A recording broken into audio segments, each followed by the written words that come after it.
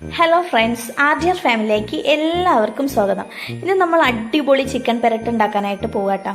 അപ്പോൾ അതിലോട്ട് സവാള നീളത്തിൽ കട്ട് ചെയ്തിട്ടുണ്ട്, ഇഞ്ചിയും വെളുത്തുള്ളിയും ചതച്ച് വെച്ചതും തേങ്ങ കൊത്തും തക്കാളിയൊക്കെ എടുത്ത് വെച്ചിട്ടുണ്ട് കേട്ടോ. അത് ചിക്കൻ കഴുകി വൃത്തിയാക്കിയാണ്.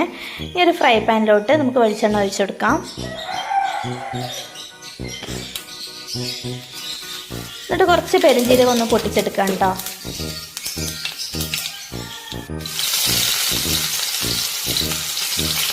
അതൊന്ന് പൊട്ടി വരുമ്പോൾ ചതച്ച് വെച്ച ഇഞ്ചിയും വെളുത്തുള്ളിയും കൂടി നമുക്കൊന്ന് ഇട്ടെടുക്കാം.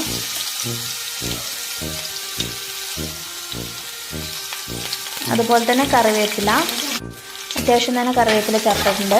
അതുപോലെ തന്നെ ഒരു പച്ചമുളകും കൂടി ഇട്ടുകൊടുത്ത് നന്നായിട്ട് തന്നെ മൂപ്പിച്ചെടുക്കുക കേട്ടോ.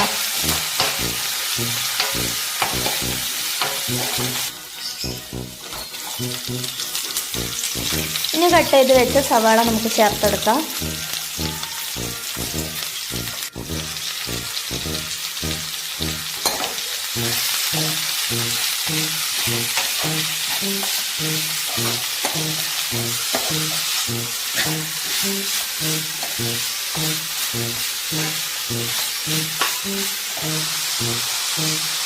ഇനി പാകത്തിനുള്ള ഉപ്പും കൂടി ചേർത്തെടുക്കണ്ട.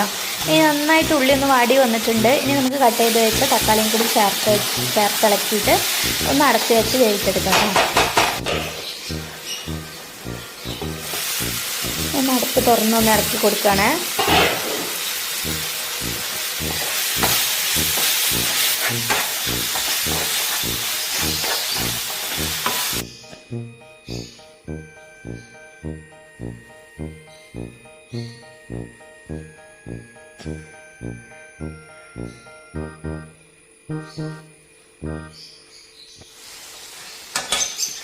ഇനി പൊടികളായിട്ട് മഞ്ഞൾപ്പൊടി, അതുപോലെ തന്നെ മല്ലിപ്പൊടി, പിന്നെ ചേർത്തെടുക്കുന്നത് കാശ്മീരി മുളക് പൊടി കേട്ടോ ചേർത്തെടുക്കുന്നത്.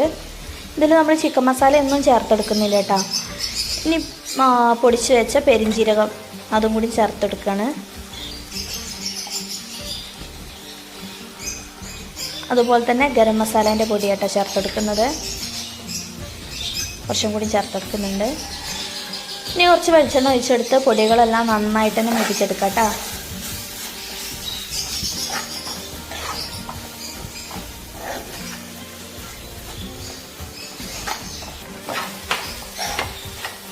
ആ പൊടികളെല്ലാം നന്നായിട്ട് മൂത്തിട്ടുണ്ട്. ഇനി നമുക്ക് തേങ്ങാക്കൊത്തും കൂടി ചേർത്തെടുക്കുക. എന്നിട്ട് നന്നായിട്ട് മിക്സ് ചെയ്ത് കൊടുക്കാം കേട്ടോ.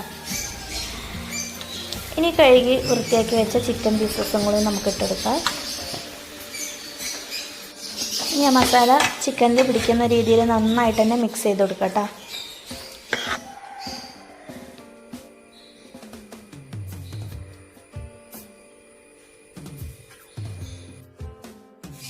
ഇനി അടച്ച് കൊടുത്തിട്ട് നമ്മൾ നന്നായിട്ട് കുക്ക് ചെയ്തെടുത്തിട്ടുണ്ട് കേട്ടോ.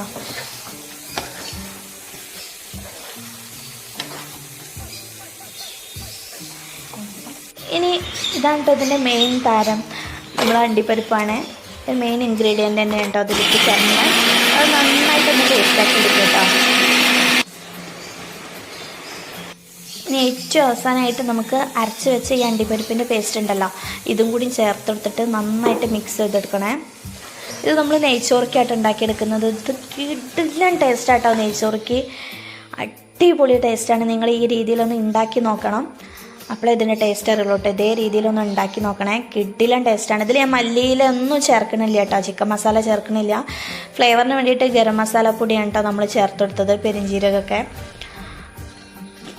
നമ്മൾ വീട്ടിൽ തന്നെ പൊടിച്ച ഗരം മസാല കേട്ടോ ചേർത്തെടുത്തത്. നല്ല അടിപൊളി ടേസ്റ്റായിട്ട് നമ്മളെ ചിക്കൻ പെരട്ട് ഇവിടെ റെഡി ആയിട്ടുണ്ട് കേട്ടോ. ഇത് നല്ല കിടിലനായിട്ടുണ്ട്. നമുക്കൊരു ബൗളിലോട്ട് സെർവ് ചെയ്യാം.